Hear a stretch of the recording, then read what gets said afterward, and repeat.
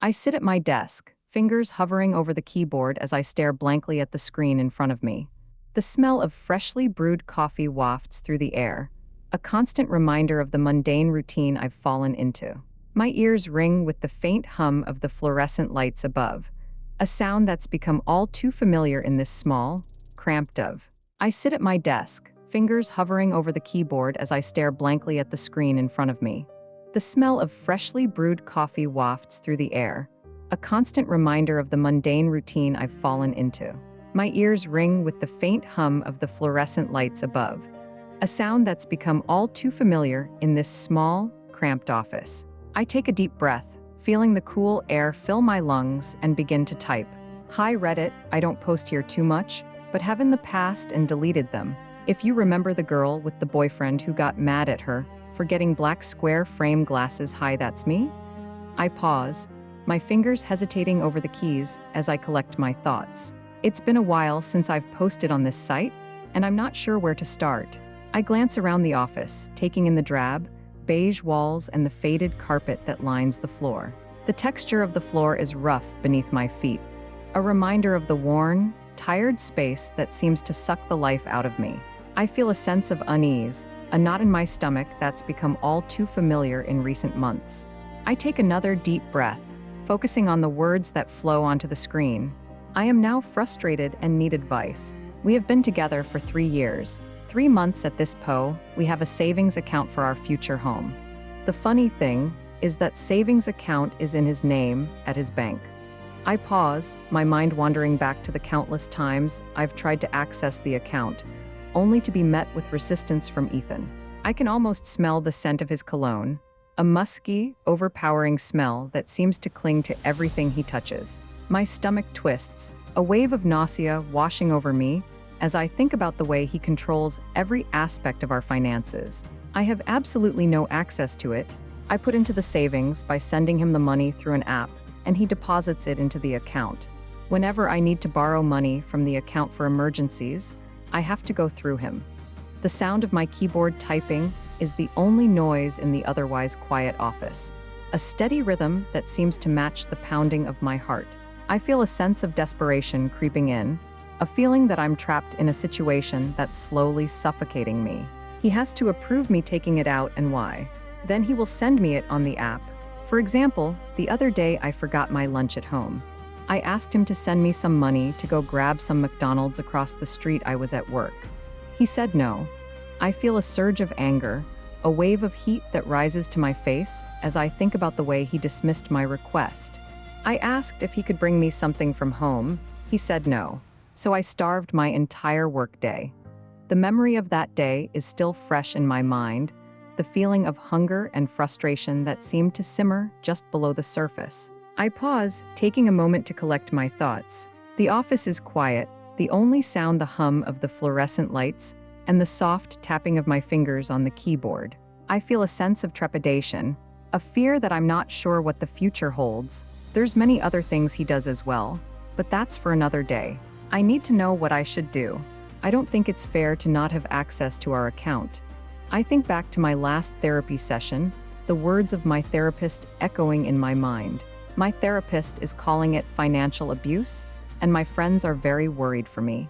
The words seem to hang in the air, a stark reminder of the reality of my situation. I feel a sense of shame, a feeling that I've been blind to the warning signs for far too long. I take a deep breath, my fingers hovering over the keyboard as I consider my next words. So Reddit, what's the verdict?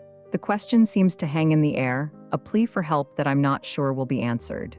I feel a sense of uncertainty, a fear that I'm not sure what the future holds. As I finish typing, I lean back in my chair, the worn leather creaking beneath me. The office is quiet, the only sound the hum of the fluorescent lights and the soft tapping of my fingers on the keyboard.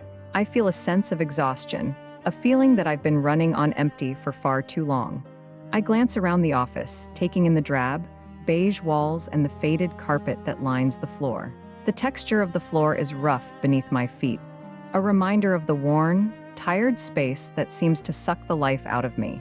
I stand up, my chair scraping against the floor as I walk over to the window. The view is bleak, a gray, rainy day that seems to match my mood. I feel a sense of sadness, a feeling that I've lost myself in this relationship. I think back to the girl I used to be, the girl who wore black square frame glasses and didn't care what anyone thought. I feel a sense of longing, a desire to be that girl again. As I stand there, lost in thought, I hear the sound of my phone buzzing on my desk. I walk over to it, my heart sinking as I see Ethan's name on the screen. I feel a sense of dread, a feeling that I'm not sure what he wants. I hesitate for a moment, wondering if I should answer it, but something inside of me tells me to be strong, to stand up for myself. I take a deep breath, my fingers trembling as I answer the phone. "Hey," I say, trying to sound calm. "Hey, what's up?"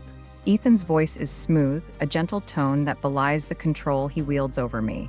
I feel a sense of unease, a knot in my stomach that's become all too familiar. "Just posting on Reddit," I say, trying to sound nonchalant. There's a pause on the other end of the line, a silence that seems to stretch on forever. "What are you posting about?" Ethan's voice is cautious, a tone that suggests he's not sure what I'm going to say. I take a deep breath, my heart pounding in my chest.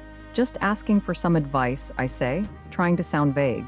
There's another pause, a silence that seems to hang in the air like a challenge. "What kind of advice?" Ethan's voice is firm, a tone that suggests he's not going to let me get away with anything. I feel a sense of fear, a feeling that I'm walking on thin ice. "Just about our finances," I say, trying to sound calm. There's a pause on the other end of the line, a silence that seems to stretch on forever. "What's going on with our finances?" Ethan's voice is cautious, a tone that suggests he's not sure what I'm going to say. I take a deep breath, my heart pounding in my chest. "I just think it's not fair that I don't have access to our savings account," I say, trying to sound firm. There's a pause on the other end of the line, a silence that seems to hang in the air like a challenge. "We've talked about this, Ava." Ethan's voice is firm, a tone that suggests he's not going to budge. "I'm just trying to protect our future." I feel a sense of frustration, a feeling that I'm not being heard. "But it's not just about our future," I say, trying to sound calm. "It's about our present. It's about me being able to take care of myself." There's a pause on the other end of the line, a silence that seems to stretch on forever. "I'll think about it." Ethan's voice is cautious, a tone that suggests he's not making any promises. I feel a sense of uncertainty, a feeling that I'm not sure what the future holds. "Okay," I say, trying to sound calm. As I hang up the phone, I feel a sense of exhaustion, a feeling that I've been running on empty for far too long. I glance around the office, taking in the drab, beige walls and the faded carpet that lines the floor. The texture of the floor is rough beneath my feet, a reminder of the worn, tired space that seems to suck the life out of me. I feel a sense of sadness, a feeling that I've lost myself in this relationship.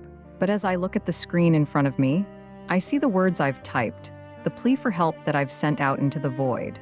And I feel a sense of hope, a feeling that maybe, just maybe, things can change. Pause 1, I am Ava Morales. And as I sit at my desk, fingers hovering over the keyboard, I can feel the emptiness in my stomach growing, a gnawing sensation that's become all too familiar. The fluorescent lights above seem to hum in sync with the growling of my belly. A constant reminder of the frustration and desperation that's been building up inside me. The cold office air clings to my skin, making me shiver, and I wrap my arms around myself, trying to warm up. My eyes drift away from the screen, and I find myself staring at the wall, the beige paint seeming to close in on me. The texture of the floor beneath my feet is smooth, a dull gray that seems to suck the life out of everything. I can feel the softness of the carpet, a feeble attempt to add some warmth to this sterile environment. The smell of stale air and microwaved lunches wafts through the vents, making my stomach turn. I take a deep breath, trying to calm myself down, but my mind keeps wandering back to the conversation I had with Ethan earlier. The memory of his voice, cold and detached, still lingers in my ears. "No, Ava, you can't have any money. You need to learn to budget better." The words cut deep, and I can feel the sting of tears in my eyes. I glance around the office, trying to distract myself from the emotions that are threatening to overwhelm me. The cubicles seem to stretch on forever, a sea of gray and beige that seems to swallow everything in its path. The sound of keyboards clacking and muted conversations fills the air, a constant reminder that I'm not alone, but it's a hollow comfort. My therapist's words keep echoing in my mind. Financial abuse, Ava. You need to take control of your finances, of your life. I know she's right, but it's hard to shake off the feeling of dependence that's been ingrained in me over the past 3 years. Ethan's been controlling our finances, dictating how much I can spend and when. The thought of it makes my skin crawl, and I can feel a wave of anger rising up inside me. I try to focus on my work, but my mind keeps wandering back to the savings account, to the fact that I have no access to it. It's like a constant reminder of my powerlessness, of the fact that I'm trapped in this relationship. The touch of the keyboard beneath my fingers is cool and unyielding, a stark contrast to the turmoil that's brewing inside me. As I sit there, trying to make sense of my emotions, I hear the sound of my stomach growling, a loud and insistent reminder that I need to eat. I think back to the conversation I had with Ethan earlier, to the fact that he refused to send me money for lunch. The memory of it makes my anger boil over, and I can feel my heart racing in my chest. I take a deep breath, trying to calm myself down, and glance around the office, searching for a distraction. That's when I see my coworker, Rachel, walking towards me, a look of concern etched on her face. "Hey, Ava, are you okay? You look a bit pale," she says, her voice soft and gentle. I force a smile, trying to brush off my emotions. "Yeah, I'm fine, just a bit hungry, I guess," I reply, trying to downplay the situation. Rachel's eyes narrow, and she leans in closer. "You know, Ava, if you need any help or just someone to talk to, I'm here for you. You don't have to go through this alone," she says, her voice filled with empathy. I feel a lump form in my throat, and I look away, trying to compose myself. "Thanks, Rachel. That means a lot to me," I reply, my voice barely above a whisper. As Rachel walks away, I'm left alone with my thoughts once again. The cold office air seems to close in around me, and I can feel the weight of my situation bearing down on me. I know I need to take control of my life, of my finances, but it's hard to know where to start.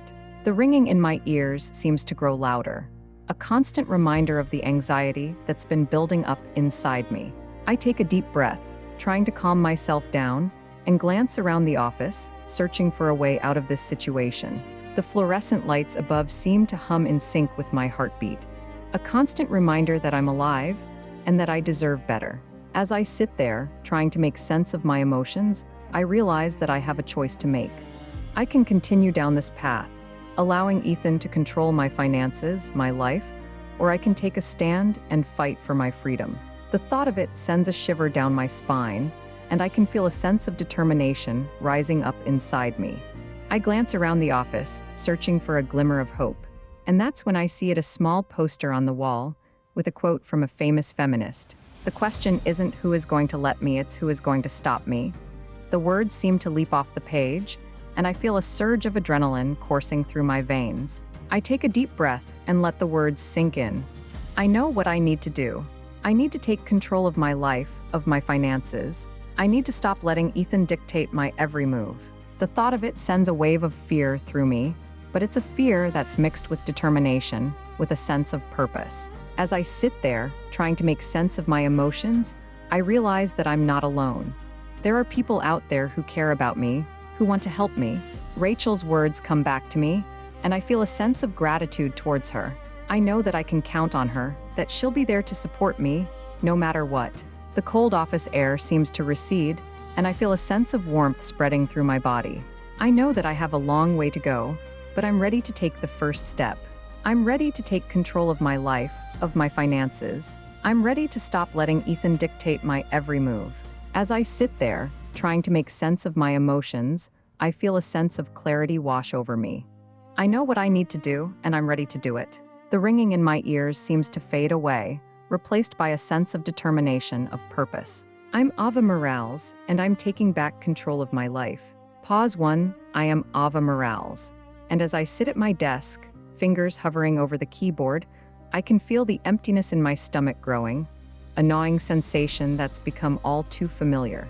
The fluorescent lights above seem to hum in sync with the growling of my belly, a constant reminder of the frustration and anxiety that's been building up inside me. My eyes wander around the office, taking in the drab, beige walls and the rows of cubicles that seem to stretch on forever. The air is stale, with a hint of microwaved lunch and the faint scent of perfume from the woman who sits across from me. I try to focus on the screen in front of me, but my mind keeps drifting back to the conversation I had with Ethan earlier. The memory of his voice, cold and detached, still lingers in my ears. "No, Ava, you can't have any money. You need to learn to budget better." The words sting, and I can feel my face growing hot with anger and frustration. I think about all the times he's done this to me, all the times he's made me feel like I'm not worthy of having control over my own finances. My therapist's words come back to me. "Ava, this is financial abuse. You need to take control of your life and your finances." I know she's right, but it's hard to shake off the feeling of dependence that's been ingrained in me over the past 3 years. I think about all the times I've had to ask Ethan for permission to use our savings, all the times I've had to justify why I need the money. It's like I'm a child, asking for allowance from a parent. I take a deep breath and try to calm myself down. I need to think clearly and come up with a plan. I start to type out a response to my Reddit post, pouring out all my frustrations and fears onto the screen. As I type, I can feel the emotions building up inside me, a mix of anger, sadness, and desperation. Just as I'm about to post my response, I hear the sound of the office door opening. It's Ethan, and he's walking towards me with a smug look on his face. My heart sinks, and I can feel my anxiety spiking. "What does he want now?" "Hey, babe," he says, leaning over my cubicle. "What's going on?" I try to keep my cool, but I can feel my voice shaking. "Just working on a project," I say, trying to brush him off. He looks at me skeptically. "You've been working on that project for hours. Don't you need a break?" I feel a surge of anger at his condescending tone. "I'm fine, Ethan. Just leave me alone." He raises an eyebrow. Okay, but I was thinking we could grab lunch together." My treat, I laugh, a bitter taste in my mouth. "You're going to buy me lunch? After you left me to starve all day yesterday." He looks taken aback, but then his expression hardens. "Ava, don't be dramatic. You're being unreasonable." I feel a spark of anger ignite within me. "Unreasonable? You're the one who's being unreasonable. You're the one who's controlling me, who's making me feel like I'm not worthy of having my own money." The office around us falls silent, with all eyes on our confrontation. Ethan's face turns red with anger, and for a moment, I think he's going to explode. But then, he takes a deep breath and his expression smooths out. "Ava, we'll talk about this later." At home, I feel a chill run down my spine. I know that tone, that look. It's the look of a man who's used to getting his way, who's used to controlling those around him. But I'm not going to back down. I'm not going to let him silence me. "No, Ethan. We'll talk about it now. I deserve to have control over my own finances. I deserve to be treated like an equal." The office erupts into a mixture of gasps and whispers. Ethan's face turns purple with rage, and for a moment, I think he's going to hit me. But then, he turns and storms out of the office, leaving me shaking with fear and adrenaline. I take a deep breath and try to calm myself down. I know I've just crossed a line, but I also know that I've taken the first step towards freedom. I look around the office, and for the first time, I see my coworkers as allies, as people who can support me in my journey towards independence. I turn back to my computer and finish typing out my response. As I post it, I feel a sense of liberation wash over me. I'm taking control of my life, and I'm not going to let anyone take that away from me. The rest of the day is a blur. I'm on autopilot, going through the motions of my job while my mind is racing with thoughts of what's to come. I know that Ethan will try to retaliate, that he'll try to regain control over me. But I'm ready. I'm ready to fight for my freedom, for my independence. As I walk out of the office, I feel a sense of trepidation. I know that the road ahead will be difficult, but I also know that I'm not alone. I have my therapist, my friends, and the support of the Reddit community. I take a deep breath, feeling the cool evening air fill my lungs, and I start to walk towards my future. A future where I'm in control, where I'm free to make my own choices. The city streets are bustling with people, the sounds of car horns and chatter filling the air. I walk through the crowds, feeling a sense of anonymity, of freedom. I'm just another face in the crowd, but I'm a face with a purpose. I'm a face with a determination to take back control of my life. As I walk, I feel the hunger pangs growing stronger. I haven't eaten all day, and my stomach is growling with hunger. But I'm not going to let that stop me. I'm going to keep moving forward, one step at a time. I stop at a street vendor and buy a hot dog, the smell of sizzling meat and onions filling my senses. I take a bite, feeling the flavors explode in my mouth. It's a small victory, but it's a start. I'm taking care of myself, I'm feeding my body and my soul. As I continue walking, I feel a sense of peace wash over me. I know that I still have a long way to go, but I'm ready. I'm ready to face whatever challenges come my way, to fight for my freedom and my independence. I'm Ava Morales, and I'm taking back control of my life. Hello, I'm Dr. Julian Reed, a clinical psychologist with a specialization in trauma and relationships. I've been reviewing the case files of Ava Morales and Ethan Thompson, and I must say that their situation is quite complex and multifaceted. As I delve into the details of their story, I'll attempt to provide an objective analysis, while also acknowledging the emotional depth and intricacies that are inherent to their experiences. From what I've gathered, Ava and Ethan's relationship began with a strong foundation of mutual respect, trust, and affection. They met under circumstances that were, in themselves, quite remarkable, and their bond grew rapidly as they navigated the challenges that life presented to them.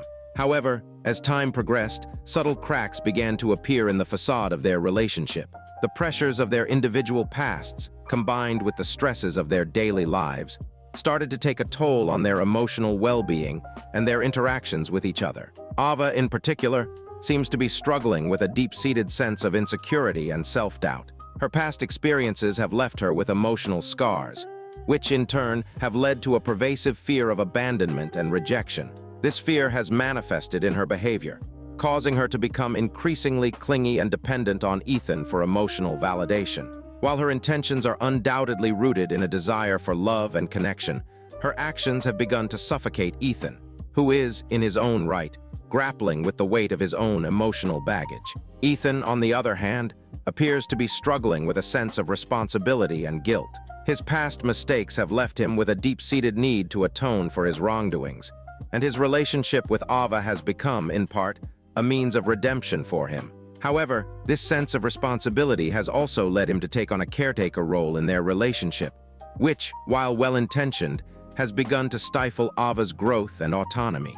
As a result, Ethan is now facing a crisis of his own, as he struggles to reconcile his desire to help Ava with his own need for emotional freedom and independence. As I analyze the dynamics of their relationship, it becomes clear that Ava and Ethan are caught in a vicious cycle of codependency. Ava's need for reassurance and validation has led her to become increasingly reliant on Ethan, who, in turn, has become her primary source of emotional support. Meanwhile, Ethan's sense of responsibility and guilt has led him to take on an excessive burden of emotional labor, which has, in turn, led to feelings of resentment and frustration. In order to break this cycle, it's essential that both Ava and Ethan engage in a process of self-reflection and introspection. They must learn to recognize and acknowledge their own emotional needs and boundaries, and develop a sense of self-awareness that will enable them to communicate their feelings and desires more effectively. This will require a willingness to confront their deepest fears and insecurities, and to develop a sense of trust and vulnerability that will allow them to navigate the complexities of their relationship with greater ease and empathy. As their therapist, my goal would be to provide a safe and supportive environment in which Ava and Ethan can explore their emotions and work through their issues. Through a combination of individual and joint therapy sessions, I would aim to help them develop a greater understanding of themselves and each other, and to cultivate the skills and strategies necessary to build a healthier, more balanced relationship. This would involve exploring their past experiences, identifying patterns and triggers, and developing coping mechanisms and communication strategies that will enable them to navigate the challenges of their relationship with greater ease and resilience. Ultimately, the success of Ava and Ethan's relationship will depend on their willingness to engage in this process of self-discovery and growth. It will require a commitment to honesty, vulnerability, and open communication, as well as a willingness to confront their deepest fears and insecurities. As their therapist, I would be honored to support them on this journey and to help them navigate the complexities of their relationship with greater ease, empathy, and understanding.